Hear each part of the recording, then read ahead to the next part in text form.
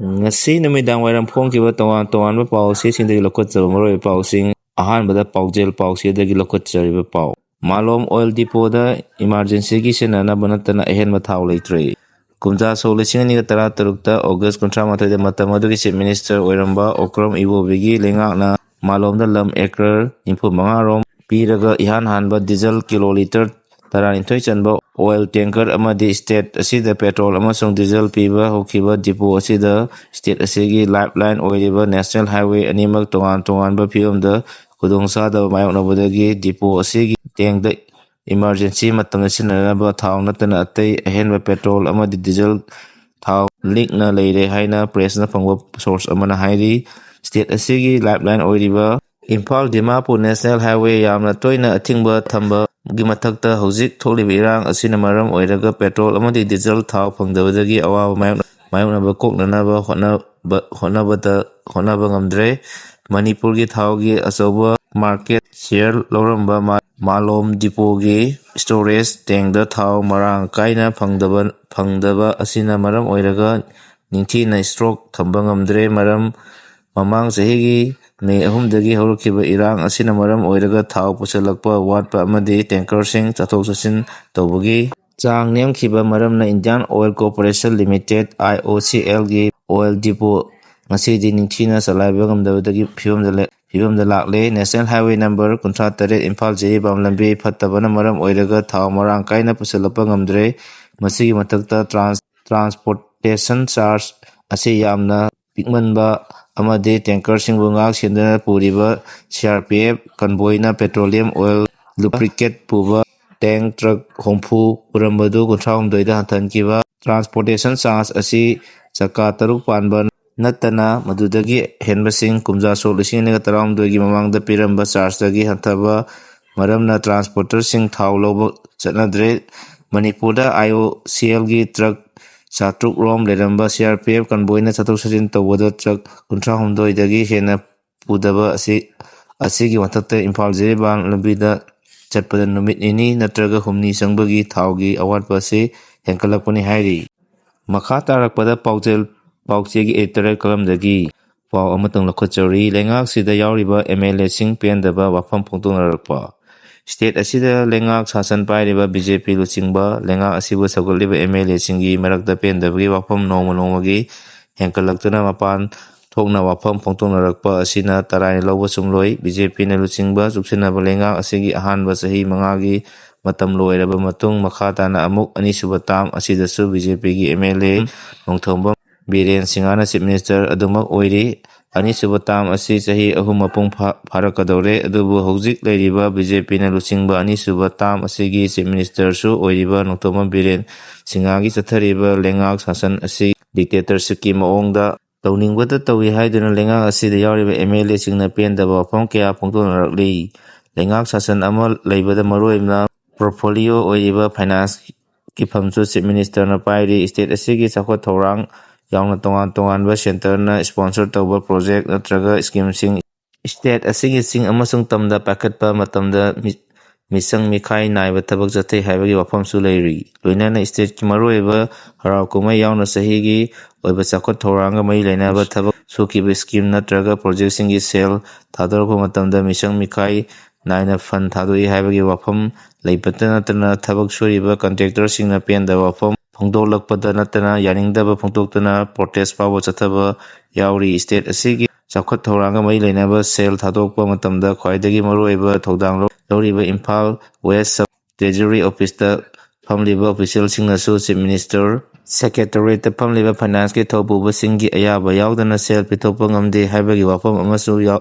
mangda tadana leiri thong asida lenga asida chakhat thoranga mai leinana contractor singna matamatanggi sukiba chakhat thorangi thabak singi senpham thadorpada penadaba wafam kya amasu yauri lenga asigi lusingba Chief Minister na punamak supai passion bagi thong chathaba banba asida mahaki makhada leiriba MLA singna lona ngangnarambadagi ngasidi print amadi electronic media gi kutangda pendaba phongtorakpa MLA masing yamle lengak asida yauriba BJP gi MLA amadi support toriba MLA singi marakta Chief Minister gi ka henba thong MLA amada sakadaba niti niyom sing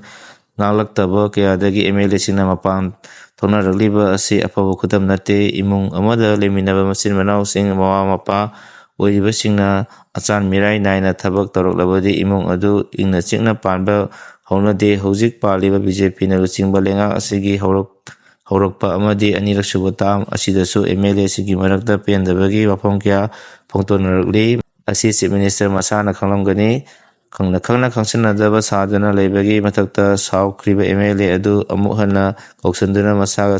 ꯆꯥꯟꯅꯗꯕ portfolio ꯑꯃ ꯄꯤꯁꯤꯟꯕꯒꯤ ꯊꯧꯑꯣꯡ ꯆꯠꯊꯔꯤ꯫ Department ꯑꯃꯒꯤ ꯆꯦꯌꯥꯔꯃꯦꯟꯒꯤ ꯐꯝ ꯄꯤꯁꯜꯂꯒ ꯊꯕꯛ ꯇꯧꯍꯟꯗꯕꯗꯒꯤ ꯋꯥꯐꯝ ꯐꯣꯡꯗꯣꯔꯛꯄ ꯑꯁꯤꯁꯨ ꯑꯉꯛꯄꯅꯤ꯫ Chief ꯃꯤꯅꯤꯁꯇꯔꯒꯤ ꯑꯁꯤꯒꯨꯝꯕ ꯃꯤꯠꯌꯦꯡ ꯑꯁꯤꯗ ꯈꯥꯡꯒꯅꯤ ꯍꯥꯏꯅ ꯑꯗꯨꯃꯛ ꯈꯥꯡꯗꯅ ꯂꯩꯔꯤꯕ ꯑꯦꯝ.ꯑꯦꯜ.ꯑꯦꯁꯤꯡ ꯑꯗꯨꯁꯨ ꯑꯉꯛꯄꯅꯤ꯫ ꯑꯉꯛꯄ ꯑꯅꯤꯒꯤ ꯃꯔꯛꯇ ꯃꯨꯛꯅꯔꯛꯄꯅ ꯁ꯭ꯇꯦꯠ ꯑꯁꯤꯒꯤ ꯃꯤꯌꯥꯝ ꯉꯁꯤꯗꯤ ꯑꯋꯥꯕꯅ ꯈꯝ ꯊꯦꯡꯂꯦ꯫ ꯈꯨꯟꯗꯥꯃꯤꯟꯅꯔꯤꯕ ꯀꯨꯀꯤ ꯑꯃꯁꯨꯡ ꯃꯩꯇꯩ ꯑꯅꯤꯒꯤ ꯂꯥꯟ ꯑꯁꯤ ꯆꯍꯤ 2 ꯐꯥꯖꯤꯜꯂꯛꯀꯗꯧꯔꯕ ꯐꯥꯎꯕꯗ ꯑꯦꯝ.ꯑꯦꯜ.ꯑꯦꯁꯤꯡꯅꯁꯨ ꯅꯨꯄꯥ ꯊꯣꯛꯅ ꯋꯥꯔꯦꯞ ꯂꯧꯕ ꯉꯝꯗꯦ꯫ ꯆꯤꯐ ꯃꯤꯅꯤꯁꯇꯔꯅꯁꯨ ꯋꯥꯔꯦꯞ ꯂꯧꯕ ꯉꯝꯗꯕꯗꯒꯤ ꯉꯁꯤꯗꯤ ꯗꯤꯜꯂꯤꯗ ꯃꯥꯌꯣꯜ ꯊꯝꯈ꯭ꯔꯦ꯫ ꯂꯝꯗꯝ ꯑꯁꯤꯒꯤ ꯆꯩꯊꯦꯡ ꯐꯪꯂꯤꯕ ꯃꯤꯌꯥꯝꯅꯁꯨ ꯃꯅꯤꯄꯨꯔ ꯂꯩꯉꯥꯛꯇ ꯀꯌꯥꯔꯛ ꯍꯥꯏꯖꯕ ꯂꯩꯈ꯭ꯔꯕꯁꯨ ꯇꯥꯕꯤꯗꯕꯗꯒꯤ ꯉꯁꯤꯗꯤ ꯈꯣꯡꯖꯪ ꯈꯨꯗꯤꯡꯃꯛ ꯗꯤꯜꯂꯤꯗ ꯄꯥꯡꯊꯣꯛꯅꯅꯕ ꯋꯥꯔꯦꯞ ꯂꯧꯔꯛꯂꯤꯕ ꯑꯁꯤ ꯄꯥꯜꯂꯤꯕ ꯂꯩꯉꯥꯛ ꯑꯁꯤ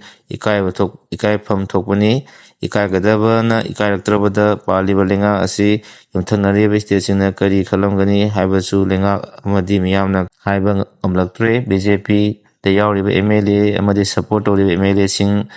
ꯑꯁꯤꯅ ꯅꯨꯄꯥ ꯊꯣꯛꯅ ꯊꯕꯛ ꯇꯧꯔꯛꯄ ꯃꯤꯀꯨꯞ ꯑꯗꯨ ꯂꯝꯗꯝ ꯑꯁꯤꯒꯤ ꯃꯤꯌꯥꯝꯅ ꯉꯥꯏꯅꯔꯤ꯫ ꯄꯥꯎꯆꯦ ꯑꯃꯗꯤ ꯏꯂꯦꯛꯇ꯭ꯔꯣꯅꯤꯛ ꯃꯤꯗꯤꯌꯥꯗ ꯂꯨꯆꯤꯡꯕ ꯐꯠꯇ꯭ꯔꯦ ꯍꯥꯏꯅ ꯊꯧꯅꯥ ꯐꯅ ꯍꯥꯏꯔꯒ ꯆꯤꯐ ꯃꯤꯅꯤꯁꯇꯔꯒꯤ ꯄ꯭ꯔꯣꯒ꯭ꯔꯥꯝ ꯀꯌꯥꯗ ꯃꯃꯥꯡ ꯊꯥꯗꯨꯅ ꯁꯔꯨꯛ ꯌꯥꯔꯒ ꯂꯣꯏꯅꯅ ꯆꯤꯐ ꯃꯤꯅꯤꯁꯇꯔꯒ ꯐꯣꯇꯣ ꯀꯥꯞꯃꯤꯟꯅꯅꯕ ꯍꯣꯠꯅꯔꯤꯕ ꯃꯤꯍꯨꯠꯁꯤꯡ ꯑꯗꯨ ꯃꯤꯌꯥꯝꯅ ꯀꯔꯤ ꯈꯜꯂꯝꯒꯅꯤ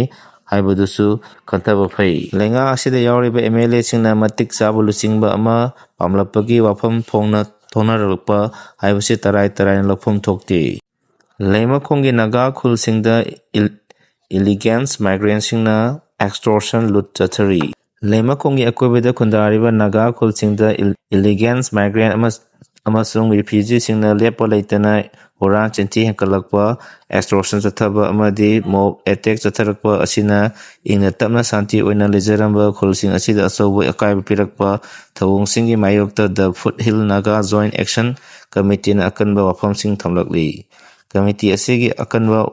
ꯋꯥꯔꯣꯜ ꯌꯥꯎꯕ ꯆꯦꯔꯣꯜ ꯑꯃꯗ ꯍꯥꯏꯔꯤꯕ ꯃꯐꯝꯁꯤꯡ ꯑꯁꯤꯗ ꯍꯧꯖꯤꯛ ꯂꯣ ꯂꯩꯇꯕ, ꯃꯍꯧꯁꯥꯒꯤ ꯑꯣꯏꯕ ꯄꯨꯟꯁꯤꯗ ꯆꯥꯎꯅ ꯀꯥꯏꯔꯛꯄ ꯑꯃꯗꯤ ꯍꯥꯟꯅ ꯀꯥꯡꯂꯨꯞꯁꯤꯡꯒꯤ ꯃꯔꯛꯇ ꯅꯨꯡꯁꯤ ꯆꯥꯟꯅꯅ ꯂꯩꯔꯝꯕ ꯄꯨꯝꯕ ꯍꯥꯏꯔꯤꯕ ꯏꯂꯤꯒꯦꯟ ꯃꯥꯏꯒ꯭ꯔꯦꯟꯠ ꯑꯃꯁꯨꯡ ꯔꯤꯐ꯭ꯌꯨꯖꯤꯁꯤꯡ ꯑꯁꯤꯅ ꯆꯠꯊꯔꯛꯄ ꯊꯧꯑꯣꯡꯁꯤꯡ ꯑꯁꯤꯅ ꯃꯔꯝ ꯑꯣꯏꯔꯒ ꯇꯣꯏꯅ ꯑꯀꯥꯏꯕ ꯄꯤꯗꯨꯅ ꯂꯥꯛꯂꯤ꯫ ꯆꯦꯔꯣꯜ ꯑꯁꯤꯅ ꯍꯥꯏ ꯒ꯭ꯔꯨꯞ ꯈꯔꯅ ꯂꯩꯃꯈꯣꯡ ꯑꯦꯔꯤꯌꯥꯒꯤ ꯅꯥꯒꯥ ꯇꯥꯕ ꯈꯨꯜꯁꯤꯡꯗ ꯀ꯭ꯔꯤꯃꯤꯅꯦꯜ ꯑꯦꯛꯇꯤꯚꯤꯇꯤꯁꯤꯡ ꯃꯔꯨꯑꯣꯏꯅ ꯑꯆꯠ-ꯑꯋꯣꯡ ꯇꯧꯕꯁꯤꯡꯗ ꯂꯨꯠ ꯇꯧꯕ, ꯃꯤꯌꯥꯝꯒꯤ ꯂꯟ-ꯊꯨꯝ ꯊꯨꯒꯥꯏ-ꯌꯩꯈꯥꯏꯕ ꯑꯃꯗꯤ ꯂꯥꯏꯅꯤꯡ-ꯂꯥꯏꯁꯣꯟ ꯇꯧꯔꯤꯕ ꯂꯩꯃꯈꯣꯡ ꯆꯤꯡꯃꯥꯡꯗ ꯂꯩꯔꯤꯕ ꯆꯔꯆ ꯐꯥꯎꯕ ꯂꯨꯠ ꯇꯧꯕꯒꯤ ꯊꯕꯛꯁꯤꯡ ꯆꯠꯊꯩ ꯍꯥꯏꯔꯤ꯫ ꯃꯃꯥꯡꯗ ꯀꯃꯤꯇꯤ ꯑꯁꯤꯅ ꯍꯟꯖꯤꯟ ꯍꯟꯖꯤꯟ ꯃꯐꯝ ꯑꯁꯤꯗ ꯁꯥꯟꯇꯤ ꯄꯨꯔꯛꯅꯕ ꯍꯥꯏꯖꯗꯨꯅ ꯂꯥꯛꯈꯤ꯫ ꯑꯗꯨꯕꯨ ꯍꯥꯏꯔꯤꯕ ꯃꯤꯑꯣꯏꯁꯤꯡ ꯑꯁꯤꯅ ꯊꯧꯁꯥꯗꯕ ꯊꯧꯑꯣꯡ ꯑꯁꯤꯗ ꯅꯥꯒꯥ ꯃꯤꯌꯥꯝ ꯈꯣꯏꯁꯥꯎꯅꯕ ꯄꯣꯛꯍꯜꯂꯦ ꯍꯥꯏꯔꯤ꯫ ꯃꯃꯥꯡ ꯆꯍꯤꯒꯤ ꯖꯨꯟ 19ꯗ ꯏꯂꯤꯒꯦꯟ ꯃꯥꯏꯒ꯭ꯔꯦꯟꯠꯁꯤꯡꯅ ꯅꯥꯒꯥꯒꯤ ꯌꯨꯝꯁꯤꯡ ꯃꯩ ꯊꯥꯕꯒꯤ ꯊꯧꯗꯣꯛ ꯑꯁꯤꯒꯤ ꯀꯦꯁ ꯍꯧꯖꯤꯛ ꯁꯦꯛꯃꯥꯏ ꯄꯨꯂꯤꯁ ꯁ꯭ꯇꯦꯁꯟꯗ ꯇꯥꯗꯨꯅ ꯂꯩꯔꯤ꯫ ꯄꯨꯂꯤꯁꯁꯤꯡꯅ ꯆꯦꯟꯅꯕ ꯃꯤꯑꯣꯏꯁꯤꯡ ꯍꯧꯖꯤꯛ ꯐꯥꯎꯕ ꯐꯥꯕ ꯉꯝꯗꯅ ꯂꯩꯔꯤꯕ ꯑꯁꯤꯗ ꯃꯐꯝ ꯑꯗꯨꯒꯤ ꯅꯥꯒꯥ ꯃꯤꯌꯥꯝꯅ ꯄꯦꯟꯗꯕ ꯑꯃꯗꯤ ꯂꯩꯉꯥꯛ ꯑꯁꯤꯒꯤ ꯑꯦꯀꯥꯎꯟꯇꯦꯕꯤꯂꯤꯇꯤ ꯋꯥꯠꯄ ꯑꯁꯤꯗ ꯅꯨꯡꯉꯥꯏꯇꯕ ꯐꯥꯎꯗꯨꯅ ꯂꯩꯔꯤ꯫